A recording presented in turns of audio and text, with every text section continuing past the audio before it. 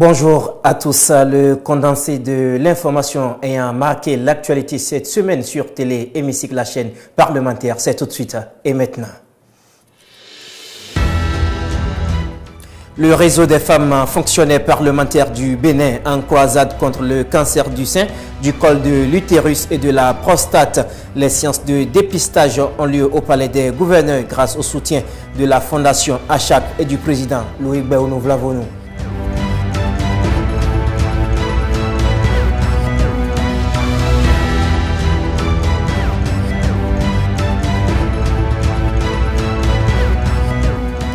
L'examen et l'étude du projet de loi de finances gestion 2024 désormais en ligne de mire dans l'optique de mieux entamer cet exercice. Cadres et responsables de l'administration parlementaire ont pris part à un séminaire à Grand Popo dont la cérémonie officielle a connu la présence effective du président de l'Assemblée nationale.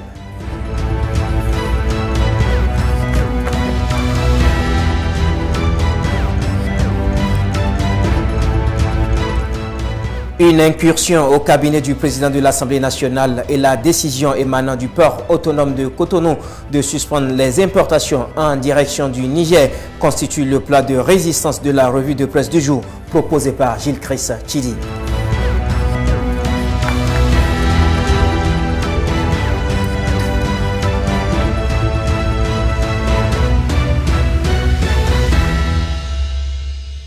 Au plaisir de vous retrouver, mesdames et messieurs, à votre attention dans le cadre des cérémonies d'ouverture solennelle de la deuxième session ordinaire de l'année 2023 et de décoration des députés dans divers grades de l'ordre national du Bénin. Le président de l'Assemblée nationale invite les honorables députés à prendre part à ces événements qui auront lieu le mardi 31 octobre 2023 au Palais des Gouverneurs. Ces événements, faut-il le préciser, vont démarrer à partir de 10 h. Autre information à présent, séance de dépistage du cancer du sein, du col de l'utérus et de la prostate au Palais des Gouverneurs. Le réseau des femmes fonctionnaires parlementaires du Bénin a lancé l'opération pour 3 jours grâce à l'appui de la Fondation ACHAC et du président Loïc Béounou Vlavonou. Stéphanie Dekwemandora et Ben Keve Achaoui pour le compte rendu. Femmes, hommes, enfants, personne n'est à l'abri de cette maladie. Le cancer peut toucher n'importe quelle partie de l'organisme. C'est pourquoi le réseau des femmes fonctionnaires parlementaires du Bénin ne veut pas rester en marge de ce mois dédié à l'éradication du mal. Ce mercredi au Palais des Gouverneurs, elles ont organisé avec l'appui de la Fondation ACHAC et du président Loïc Béounou Vlavonou des séances de dépistage du cancer de l'utérus, du sein et de la prostate. Des dépistages qui vont s'étendre sur 3 jours. Depuis juin, nous avons commencé par faire les sensibilisations et les dépistages, mais il était question maintenant de venir, de dépasser au niveau de l'Assemblée nationale pour faire le dépistage pour le cancer du sein, le cancer du col de l'utérus et les prostates pour les hommes. Alors nous remercions vraiment le président de l'Assemblée nationale qui nous a permis de réaliser cette campagne de sensibilisation qui a commencé depuis juin et nous allons terminer en décembre. Si vous vous dépistez tôt, le cancer se guérit. Malheureusement, quand on ne se dépiste pas tôt, le cancer tue, surtout quand on passe au terme de métaphase, malheureusement. Nous, femmes, dès qu'on a fini avec la maternité, on se dit, bon, on a fini avec les hôpitaux, et puis c'est fini. Non, c'est pas fini. Quand bien même nous avions eu notre dernier enfant, nous devions toujours continuer à fréquenter les centres de santé ou les hôpitaux, ne serait-ce qu'une fois l'an, pour se faire dépister pour le cancer du col de l'utérus. Et nous-mêmes, comme tout à l'heure, nous allons apprendre à s'auto-palper. Il n'est jamais tard de se faire dépister quand on sait que la maladie, une fois qu'elle survient, elle ne fait que faire des ravages. Donc, nous invitons tout le monde à se faire dépister afin que nous puissions mettre une barrière, pourquoi pas, à ces maladies qui ne font que créer des victimes. Pour éviter le pire, le dépistage est primordial. Et déjà, les agents parlementaires se mobilisent. C'est une maladie qui fait beaucoup de ravages. Donc, se faire dépister tôt permet de limiter les dégâts et aussi ça vous limite les séquelles du traitement. Donc c'est pour pouvoir éviter tout cela que je suis venue me faire dépister. Et heureusement, je rends grâce à Dieu que tout s'est bien passé. C'est un mal aujourd'hui qui court la rue. Et ça fait peur. Moi, ça me faisait peur. Donc quand j'ai trouvé cette opportunité-là, j'ai jugé bon alors de venir savoir est-ce que je me porte bien, est-ce que je ne me porte pas bien. J'ai été satisfait. Je suis allé, ils ont demandé certains renseignements. Il n'y a pas de la peur par rapport à ça. Il n'y a pas la peur. C'est une opération de 2 minutes ou plus et on va te dire alors ce qu'il va. Et si ça ne va pas, je crois que c'est encore possible encore de te dire voilà les démarches qu'il faut suivre avec le médecin.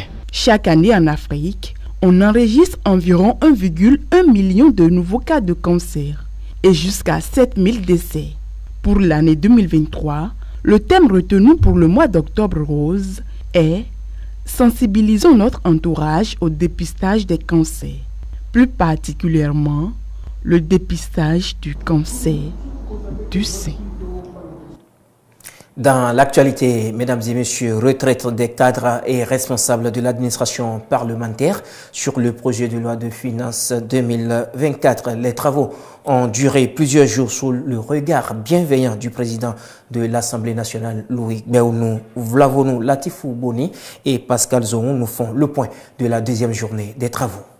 La budgétisation sensible à la femme et à l'enfant et les modifications portant allègements fiscaux. Les cadres de l'administration parlementaire se sont abreuvés à la source des experts sur les 2 thèmes en cette matinée de mardi 24 octobre 2023.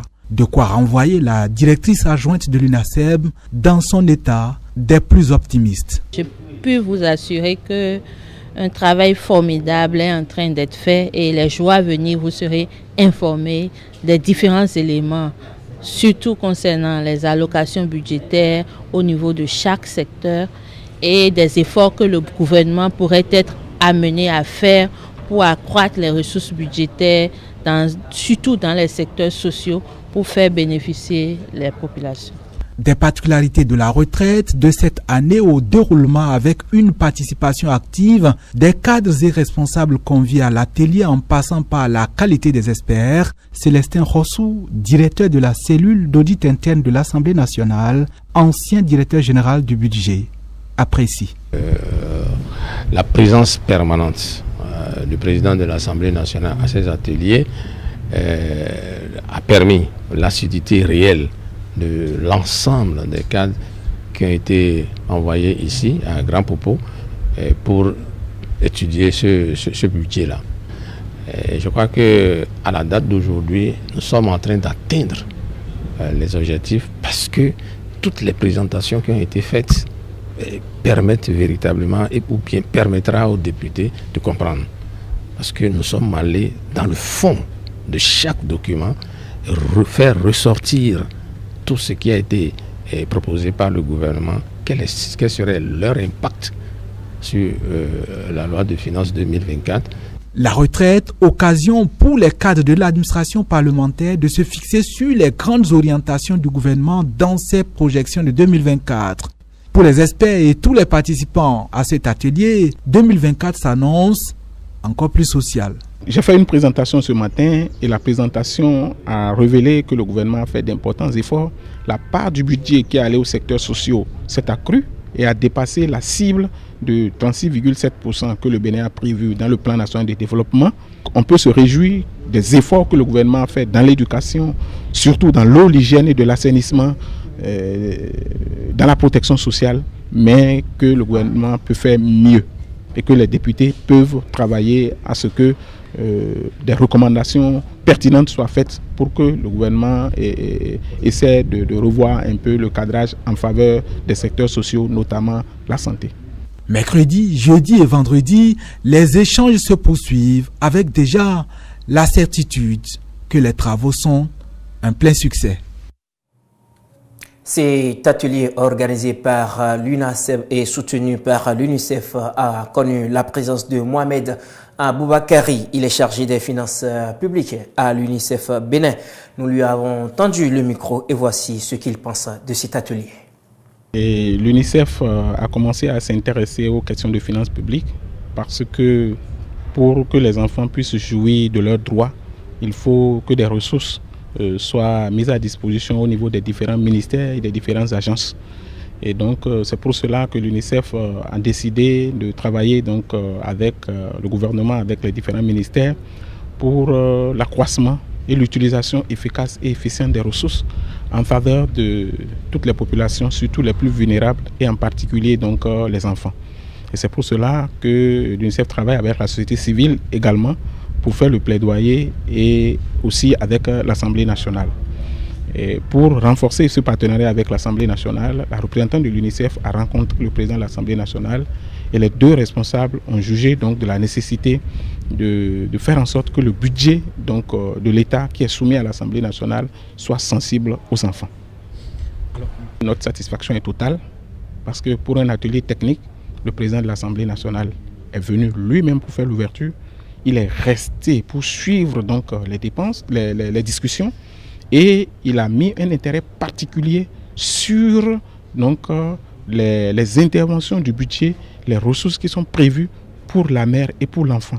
Donc c'est la preuve que c'est un partenaire très important avec qui on pourra donc, convaincre, mobiliser le gouvernement pour financer davantage les interventions, les projets et les programmes en faveur de la mère et de l'enfant. Au sujet justement de cette retraite qui a démarré lundi à Grand Popo, le lancement a connu la présence effective du président de l'Assemblée nationale. A suivi le film de la cérémonie avec Latifou Boni, Pascal Zoron et Andrick Lokossi. C'est une retraite de 5 jours qui démarre sur une sobre cérémonie.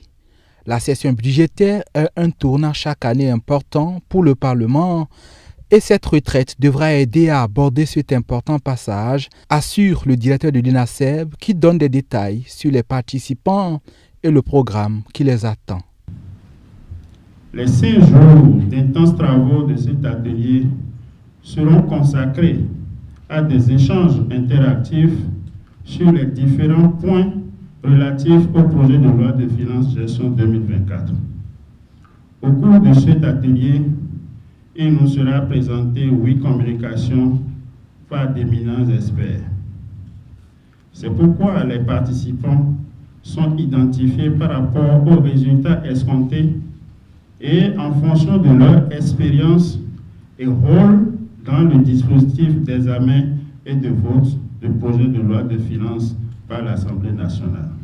Le projet de loi des finances, dont l'étude s'annonce, prévoit des lignes pour plusieurs domaines. L'UNICEF, partenaire de l'UNASEB dans cette activité, espère renforcer les lignes prévues pour les enfants et les autres personnes vulnérables. L'UNICEF qui reconnaît tout de même des efforts de la part de l'État, surtout du Parlement béninois. Ces plaidoyers ont contribué à l'accroissement du budget des secteurs sociaux qui est passé de 32,6% en 2019 à 46,8% du budget de l'État en 2023 pour une cible initialement de 36,7 prévue dans le plan national de développement et nous ne pouvons que nous en féliciter. Mais malgré ces avancées, les défis qui demeurent sont liés quand même à la faiblesse de la part de la santé dans le budget de l'État. 5,3% pour une cible nationale de 7,2%, en sachant qu'il y a une recommandation de l'OMS de moins 10% et 15% pour l'accord d'Abuja. Parlant de l'objectif général de la retraite, le président de l'Assemblée nationale s'est d'abord interrogé. Combien sommes-nous à l'Assemblée avertis des questions de finances publiques pour lire convenablement le budget et en liant cette problématique à celle du taux de renouvellement des députés de la 9e législature, il n'est point besoin de rechercher ailleurs la pertinence et l'opportunité du présent atelier. Cet atelier va aider à traduire aux députés dans un langage simple les différentes composantes du projet de loi exercice 2024. Des composantes comme celles qui touchent au genre et à l'enfance, par exemple. Troisièmement, d'analyser le projet de loi de finances 2024 sous ses aspects genre et enfance, c'est-à-dire la part du budget réservé à l'amélioration des conditions de vie de la mère et de l'enfant. Quatrièmement, d'apprécier les nouvelles mesures fiscales et douanières contenues dans le projet de loi de finances gestion 2024, notamment la suppression des pénalités, amendes et majorations fiscales aux contribuables qui souscrivent spontanément pour la première fois leur déclaration des affaires réalisées au titre des exercices antérieurs et qui procèdent au paiement intégral des droits dus. La retraite de ces cadres va durer 5 jours. 8 communications sont prévues avec des experts. À terme, les participants vont accoucher d'un document synthèse du projet de loi de finances exercice 2024 au profit des élus et de toutes les parties prenantes à la session budgétaire qui s'ouvre le 31 octobre 2023.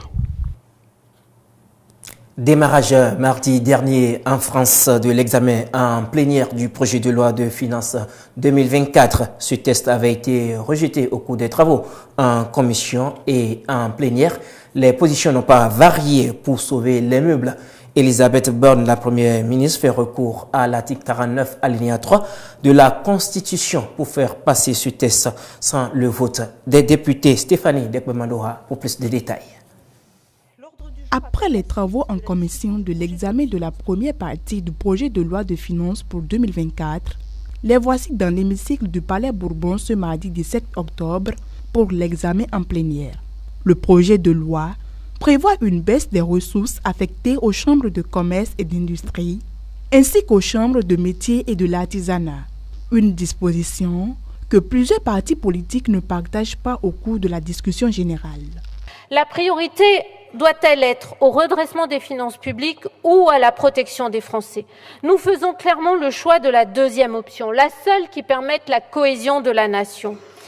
J'en viens maintenant au budget 2024. Le groupe socialiste est en total désaccord avec les hypothèses sur lesquelles vous avez élaboré ce budget. Nous les jugeons beaucoup trop optimistes et, Monsieur le ministre, je le dis sincèrement, j'espère me tromper. Vous êtes en train d'assécher les financements autonomes des collectivités locales avec les impôts de production. Elles n'ont plus ces rentrées d'argent-là. Vous compensez comment? Avec l'argent de la TVA. Mais ça, pour les collectivités locales, ça veut dire plus d'autonomie.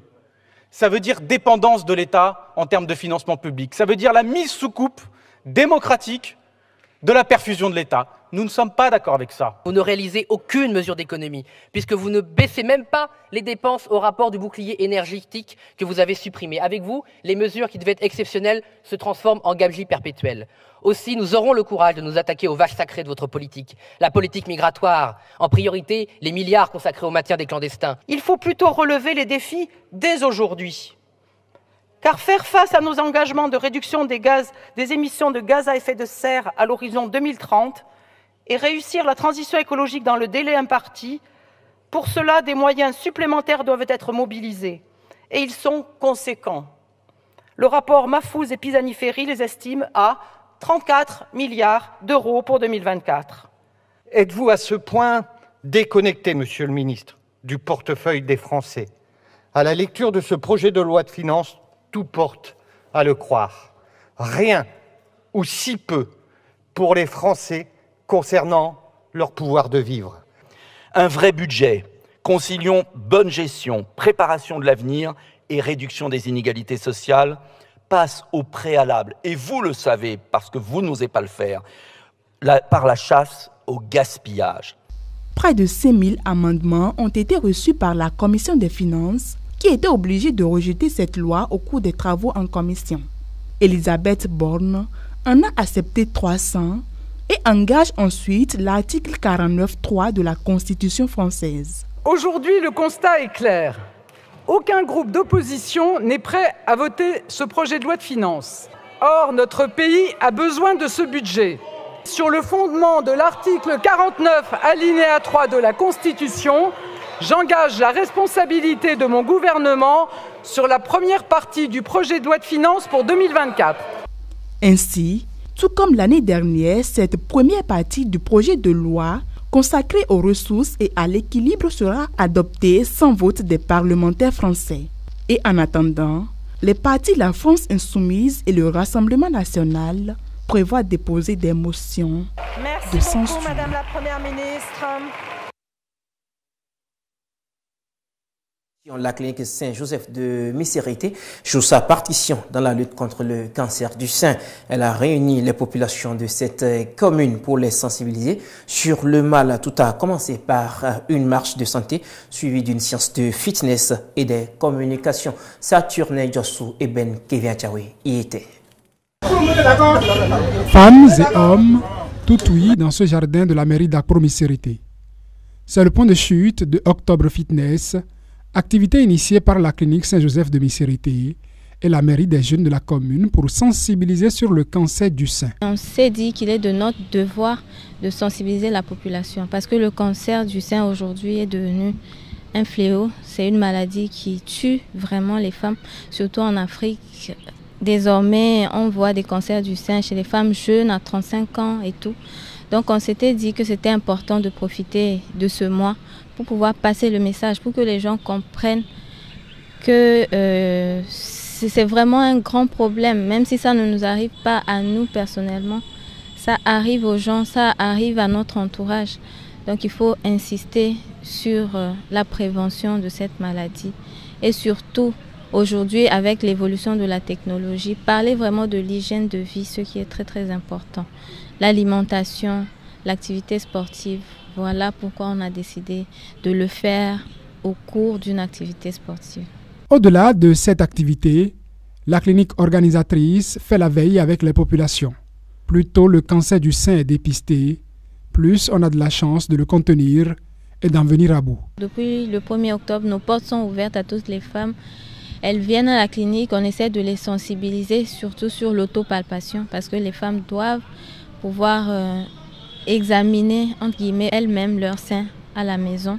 On leur apprend comment faire l'autopalpation et cela se fait depuis le 1er octobre jusqu'à la fin du mois. Nos portes sont ouvertes à toutes les femmes. Au-delà du cancer du sein, c'est du bien-être intégral de la femme qu'il a été question à ce rendez-vous. Entre autres, la question de leur sexualité n'a pas été occultée. Les participants en repartent plus aguerris. Il faut prévenir le mal. Parce que le cancer, il n'y a pas moyen de le guérir. Donc, il faut qu'on apprenne aux femmes que nous sommes qu'il faut palper les siens, qu'il faut faire le dépistage à temps pour ne pas avoir à gérer ce mal qui est difficile. Donc, c'était de très bonnes impressions. Nous sommes bien contents d'être là et ça s'est très bien passé pour nous. La femme n'existe pas sans l'homme. Nous sommes leur seconde partie. Et donc, elles avaient besoin de notre soutien, raison pour laquelle nous sommes là avec elles. Mes impressions sont très bonnes, particulièrement pour le sport. J'ai beaucoup apprécié. J'ai eu beaucoup de notices. Prochainement, je sais comment rester avec mon mari au lit, comment aborder mes enfants et beaucoup d'autres choses. Il est bien de manger sain. Éviter de l'alcool, le tabac, se brosser particulièrement la nuit après avoir fini de manger ou prendre un petit cuit-dent et prendre un verre d'eau tous les matins sans se brosser. C'est très bon pour la santé. De quoi maintenir au-delà des seins tout l'organisme sain, gage d'une meilleure santé. Dans certaines familles, l'apparition des seins chez la fille avant la puberté est vue comme précoce et l'on n'hésite pas à recourir à certaines méthodes pour refouler ce développement physiologique. Sur cette pratique, un spécialiste émet des réserves et alerte sur les risques que cela comporte. On l'écoute. C'est vrai qu'en matière de cancer du sein, on parle de beaucoup de choses sur les adultes, mais moi, en tant que pédiatre, en fait, je vais attirer l'attention sur deux choses. Vous avez ce qu'on appelle la crise génitale. La crise génitale, c'est que parfois des petites filles, elles naissent avec des seins, et parfois même elles font de petites règles. Et donc, les mamans, en fait, on a très bien l'habitude de triturer ces seins-là en se disant « Ah, c'est un mauvais truc ». Donc, elles massent, elles triturent jusqu'à ce que les seins disparaissent. C'est très dangereux, en fait, parce que ça prédispose déjà cette petite fille-là à avoir des cellules cancérigènes quand elle sera beaucoup plus grande. La deuxième chose, C'est lorsqu'elles sont en stade prépubitaire, donc une fille de 8, 9 ans ou bien 10 ans, commence par déjà faire ses premières poussées. Les mamans ont peur. Elles se disent, ah non, non, non, non, non, non. Les seins sont sortis trop vite, les garçons vont les regarder. Et là, on prend des palettes. On tape les seins avec les palettes jusqu'à ce que les seins deviennent complètement tout petits pour voir. Mais c'est très dangereux parce que les seins, ils sont dans une période où il y a beaucoup d'hormones. Donc la poussée de l'hormone associée aux seins qui sont triturés vont exciter les cellules du sein et ça peut provoquer en fait le cancer du sein plus tard quand la petite sera un peu plus grande. Donc en tant que pédiatre, c'est les deux comportements qui sont très dangereux. Quand votre bébé naît avec une crise génitale, les seins ou font des règles, n'ayez pas peur. C'est à cause des hormones qu'elle a reçues de sa mère pendant qu'elle était toute petite. Ça va disparaître tout seul. Et quand votre fille, en période de préadolescence, 8, 9, 10 ans, commence par faire des poussées de seins, laissez, c'est le développement naturel et normal des seins. Et ne massez pas, ne triturez pas, et pour que en fait, tout se passe au mieux.